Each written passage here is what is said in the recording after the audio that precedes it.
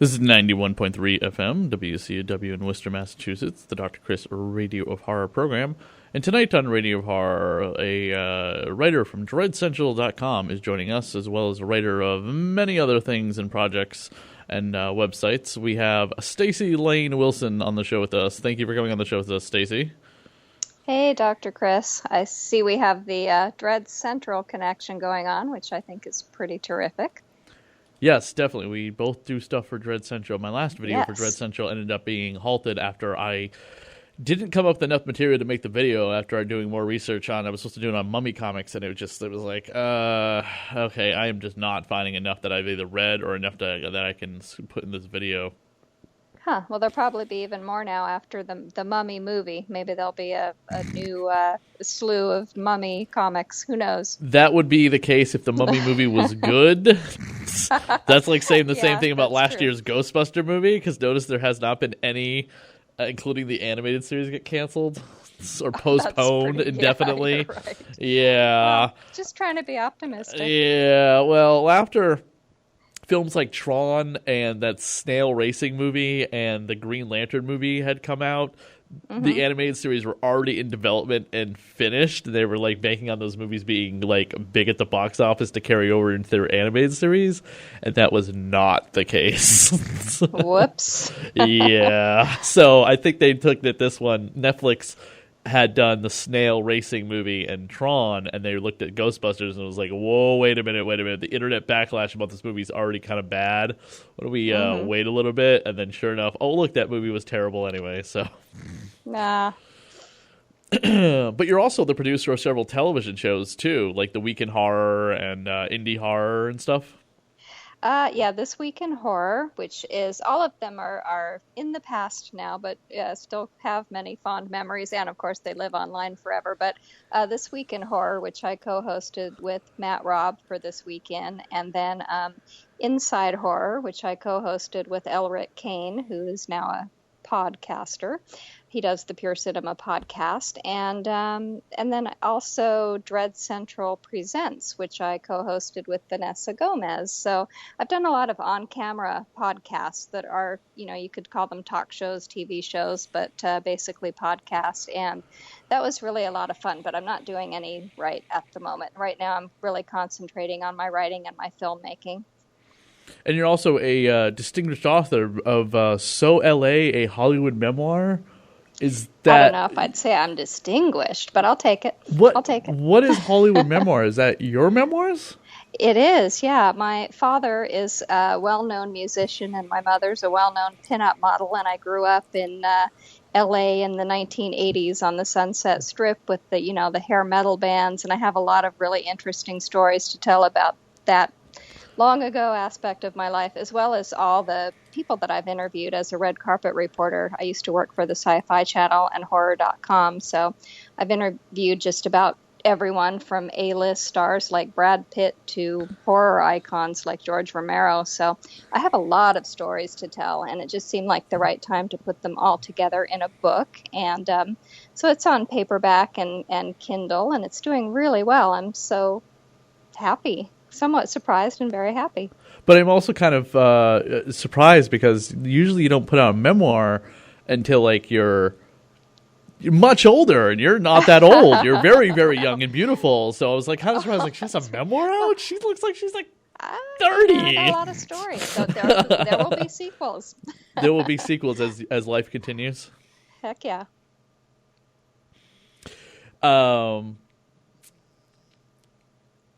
You're an award-winning filmmaker as well, too, for films like Psychotherapy, A Night Plays Tricks, and Fetish Factory. Fetish Factory is not out yet, so it hasn't won, but we can still keep our fingers crossed for the future. That's my first feature film, and it's coming out sometime this year, and I'm really excited about that. But right now, Psychotherapy just happens to be sweeping the awards throughout the festival circuit, and it's a short film, and it stars and is produced by our dear friend Brooke Lewis. Oh, okay. She did mention that when she came on the show about a month ago.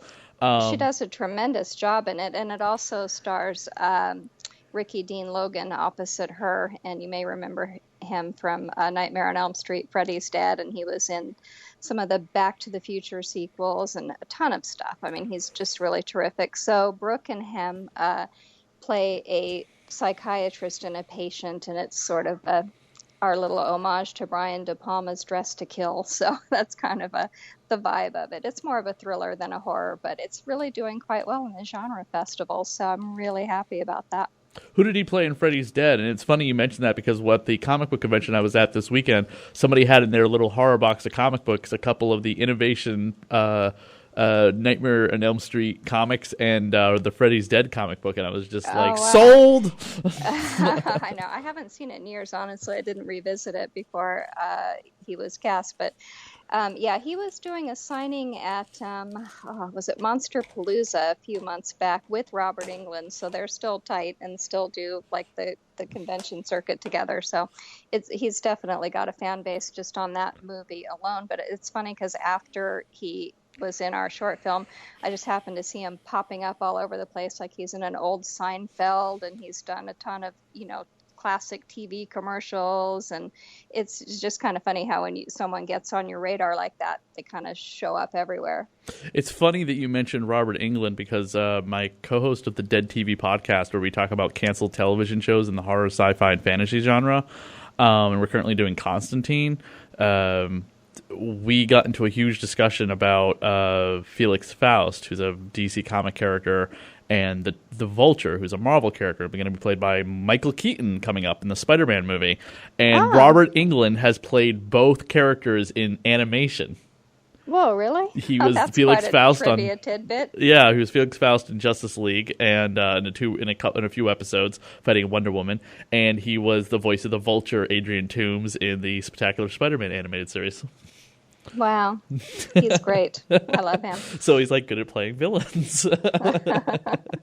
And I was just like, man, can you imagine if Disney had cast Robert Englund instead of Michael Keaton as the Vulture, because they're both about the same age? That would have been great. Yeah, oh my that would God. Be in an alternate reality. Yeah, it's not like they're not opposed to horror stuff. I mean, God, they cast the guy who directed Doctor Strange is the director of the Sinister movies. And right. James Scott Gunn Erickson directed Guardians of the Galaxy. Yeah, I know, right?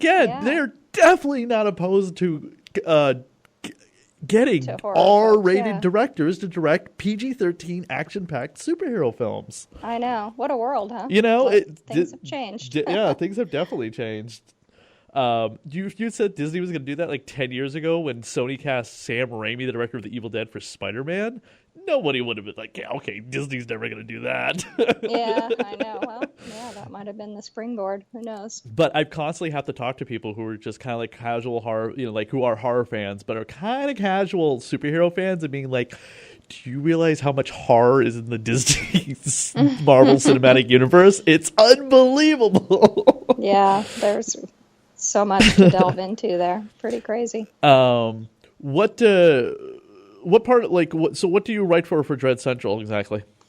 I mostly do movie reviews and interviews at press junkets, and so that's my main function there. One of many, but I have been with Dread Central for quite a few years, and even before that, when I was with Horror.com, I knew Steve Barton and his wife Debbie, and they're both just such great folks. And I'm really happy to see that the site is still going strong, and they've really hung in there and become one of the most respected genre sites online. And it's really gratifying to be able to still write for them, especially these days where it's really not as easy to be to make a living as a genre reporter as it used to be, because I started in 2001 when it was kind of the sort of golden age of online reporting, when you could actually make a really good living at it. So now it's just a living, but it's it's something that I do enjoy doing, and get to see. One of the perks, of course, is getting to see all the movies before everyone else, and so that's what I do there. Going back to the, can you talk a little bit about what the Fetish Factory is? Yes, it is. Because it sounds like... Yeah. What is it? I don't know. Well, it sounds like kink.com. Well, it's a zombie comedy, and Oh, okay. yeah, and it's Because I through type it in, it Michael doesn't come. You don't come then. Okay. Michael Bean's production company, and Oh, I've cool. written and directed 2 features for them, so that was my first one. Wow. Yeah, and so Carrie Keegan is the star of it, and then Chase Williamson is the male lead, and then Michael Bean's wife, Jennifer Blanc, who's really incredible, and a producer, is in it. Diane Goldner, um, Jesse Merlin, who you may know from the Reanimator, the musical, and Beyond the Gates. And so we have a really, really super fun cast, and it's basically burlesque dancers versus bloodthirsty zombies in a post-apocalyptic Hollywood. Cool. And for anyone looking for the movie, make sure you type in Fetish Factory movie, and you will come up with all the information. If you type in Fetish Factory, Exactly. you will get porn. Uh, but make sure you stick movie at the end of it, and you get the IMDb link, and you get to watch the 1 minute long trailer, which is up on IMDb right now. Yes, it is. Excuse me. What was the first thing you directed? So the first thing I directed was a triptych of shorts called The Key to Annabelle Lee, and it's basically Edgar Allan Poe's poem Annabelle Lee, but reinterpreted Oh, through cool. the sort of the 3 phases of a woman's life. And I was so lucky to be able to cast Ogre from Skinny Puppy as our Edgar Allan Poe, and he did a really tremendous job. So it was a great sort of indoctrination into not just horror, but also art horror, which is really my favorite subgenre. And I was, when I was hosting This Week in Horror, that's when it came out. And we had Roger Corman on the show, and I was able to show him a few clips because he did some of my very favorite Poe adaptations, and he gave me the greatest compliment. He said, "You really captured the spirit of Poe with your film." So I was really over the moon about it, and I still am. So that was the first thing that I did, and it was, pretty ambitious, but it got done, and made the festival rounds a bit and won a couple of awards, and it was just really a great experience for me. And so having that to work forward to my next short film and then into features, it's been really great. I certainly can't complain. I do enjoy making films, and even though they're low budget indie and there's upsides and downsides, I really enjoy it. I have a couple of short films that I've made. I'm currently working on another one. It's going to be kind of silent. I thought about it when I was having a fever dream, when I was having appendicitis and had like 103 fever. And I was like, I always kept saying I was literally suckling on the teats of death. And it gave me Wow. this idea of like what I was feeling when I was literally dying, and I didn't know it because of how awful I felt. I thought it was just like, just bad digestive stuff, make that what you Yeah, will. I've heard that's what appendicitis feels like. I've never Yeah, had you're it, like, but yeah. oh, I just Oh need to eat some man. fiber. Oh, I just need some Gas X. Oh, I'll be fine. No. And then as you don't realize you're Wow. having, the reason why you can't stay hydrated is because you have a fever. Anyway, long story short. So I have a little short film about a man who, like, death comes into his bed and then takes him away. It's not supposed to be horror, but it's going to be like kind of gothic and dark, and it's going to be very moody with the music and stuff like that. And death is going to be kind Oh, of in that's shadows cool. as she gets into bed with the person. So, or the angel of death, not so much death, but maybe like an angel of death. So, and Yeah, this no, I is, think those are the best kinds of films, especially short films, because you can really capture your own emotions and thoughts in that. So those yeah. personal ones that come from a place And of I, your own creation are the best. And I kind of base it on the idea that sex brings us into this world. Sex takes us out of this world. Oh, I got something to look forward to. But there's no actual sex. Because I was Oh, the damn. actress who wants to play death. I'm like, by the way, so you're gonna get in bed with me? We're not gonna have sex. You're just gonna get in bed in shadow, and that's Oh, well. there'll be like one thing of your hand like on my chest as you're tracing your nails along it, as I'm like my breathing becomes like less rapid, and then dead, and then we walk off into through the fog-induced swamp behind my house. So Wow. Well, I'll look forward to that one. Keep yeah, me posted. hopefully, yeah. Excuse me. You also wrote for Fangoria. I have, yes. magazine?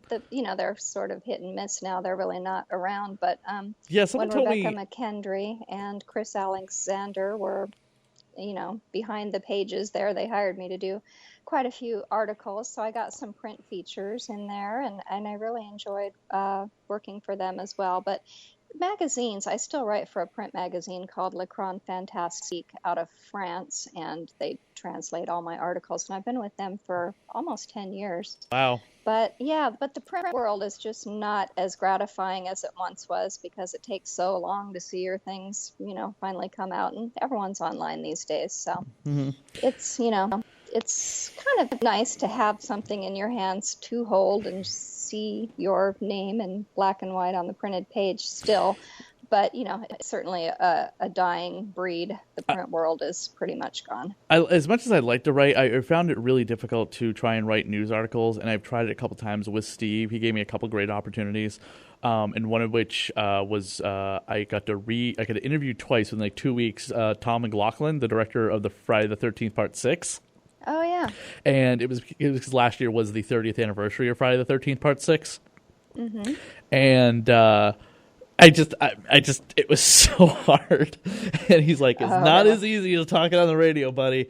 I was like, no, it's not. I had so mistakes. My grammar and spelling just sucks. And I came up with the idea about pitching to him saying, hey, so what about videos like once in a while about comic books to screen adaptations, like, where the origins come from.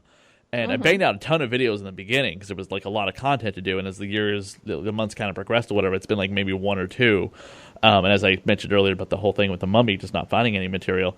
Right. And how do you buckle down and get something written and like really focus on it, and to dish out an entire article about, let's say, like The Void or Get Out or a terrible movie like The Mummy, or I don't know if you saw It Comes at Night or not, but I found that movie boring.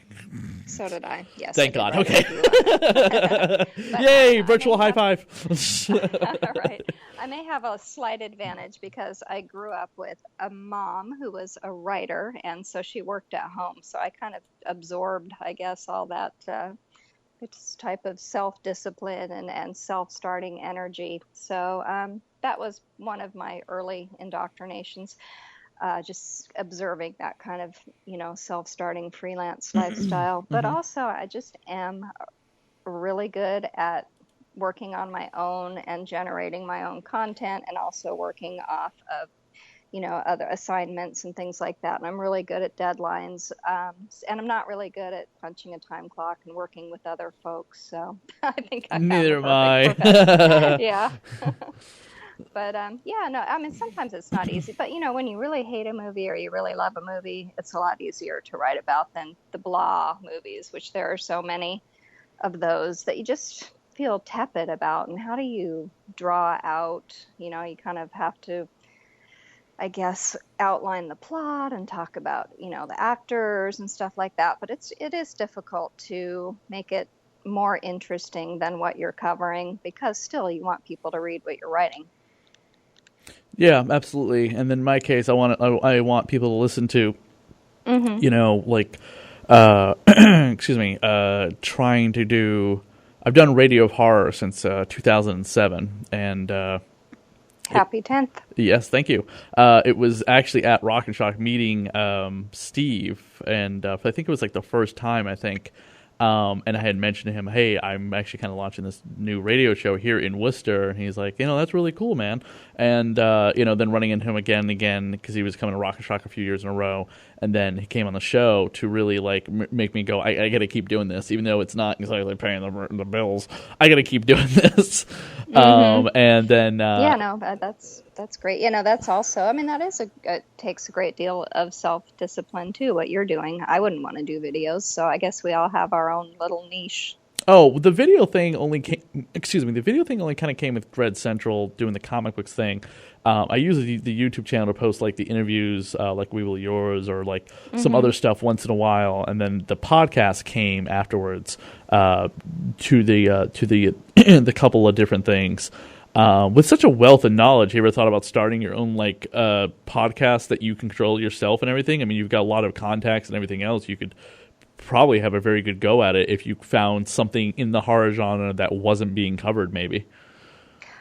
I could, but I got a few things going on right now. But that's always, I guess, a possibility for the future. But I really am a born writer. I'd love to sit and craft words and come up with ideas to write about. And I like to aspire to be a wordsmith. So I really enjoy writing. I mean, that's really my thing. So I'm going to stick with that as long as I can. And in addition to that, making films is a collaboration with other people. And that's one of the few times that I really like to invite others' creativity into my world, I guess you could say. So that's more of a sideline for me right now. But I do have some scripts that I've completed and that are in the hands of some producers. So really writing is my thing. So there are some great podcasts out there. And I probably wouldn't, I don't know if I'd really have anything to offer right now in that world. Was going over some of the people that are in your Fetish Factory movie, and I know Emma Jacobs is one of them. She's been here live in the studio once and on the air once as well. She's a lot of fun. She's the best. Yeah, she actually has been with me on pretty much all of my films, especially my early short films, because she was the makeup person when she was doing makeup professionally on The Key to Annabelle, and then she has a starring role in my second short film, The Night Plays Tricks, and then she is, yes, in Fetish Factory, and it was really great to be able to give her a character and lines and to give her a really fun role, and she's just so adorable and professional and smart, so I will work with her again and again. Yeah, she's one of my favorite people. In the last... Let's go to the year 2000. Yes, what has been your back. best? Okay, maybe that's too far. In the last 7 years, so let's say this decade, what has been your favorite horror movie to come out? This last 7 years. Are always tough. Yeah, I know, because you always think, well, gee, I should have said this, I should have said that. So, I don't know. I mean, favorite horror film. Well, I can give you some favorites of this year. It's like, because I write so many thousands of reviews, but I did really, I enjoyed, Get Out. What is it called? I know, right? No, I did love Get Out, yes. Get Out's a given. You can't use Get Out. That's like saying, I know, right? I like The Walking Dead. Oh, everyone likes The Walking Dead.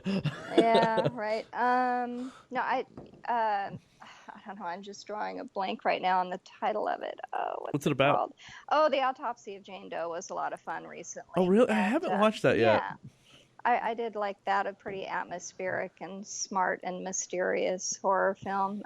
Simple, not super complicated, like A Cure for Wellness, which I also really enjoyed this year. I still have to see that. I don't watch horror movies. Throwback to gothic horror. You can see so many tropes, like especially the Vincent Price, House of Wax film and a lot of the Hammer horror and stuff like that. It's really very lovingly made and beautifully crafted. So yes. That's one of the movies I enjoyed quite a bit recently. And of course, the sort of, I think the sort of jolt that horror needed with the franchises of Insidious, and I think those are really good films too. The ones that James Wan produces. Just saw Annabelle Creation about a month ago. I got to go to an early press screening, and that was good. But saying the very best horror film of the last 10 years, I just really honestly can't think of one off the top of my head. Trick or Treat. So many. That was quite good, yes. No, that was, yeah, I love that one. In fact, I got to go to set to see that being filmed. So I got to meet so Sam jealous. before anybody else. So it was pretty cool, yeah. are you familiar with the company that puts out the Holliston comic book based on Adam Green's show? No, but I do know the show and Adam Green, of course. Yes. Everyone in LA knows everybody, right? Right. Yeah, true. It's like I constantly hear the greatest stories, and like, you gotta move out to LA, and I'm like, I can't do that now. I should have done that maybe 15 years ago. they were at the convention I was at. I didn't know they were going to be there. I was like so happy because they put out all horror books and comics. You know what I mean? And Holliston being a big hit for them, and they were on Adam's podcast, and they had a print there by the artist who drew the comic of Michael Myers meeting Sam. Oh, whoa, really? Yeah, it's a little cute one. mashup. He's holding up a lollipop to him. And it kind of reminds me of the one that was done by, I want to say it was drawn by Michael Dougherty, but because it looks like his art style, the director of Trick or Treat. But there's one I use as like my Facebook profile page for Radio Horror at Christmas time of Sam holding up his broken lollipop to Krampus. Oh, yes, I've seen that. I don't know who the artist is, but that's the great thing about, certainly the advent of social media and online sharing. You get to see so much more horror artwork than you ever would have, prior to that. And it's really been so great for me to be able to see what all my friends have been posting. And that is one of the most fun images, definitely. A seasonal image, Halloween meets Christmas. Mm-hmm. Well, why don't you give out where people can find you and find more information about you if they want to contact you or purchase your book, the LA Memoirs?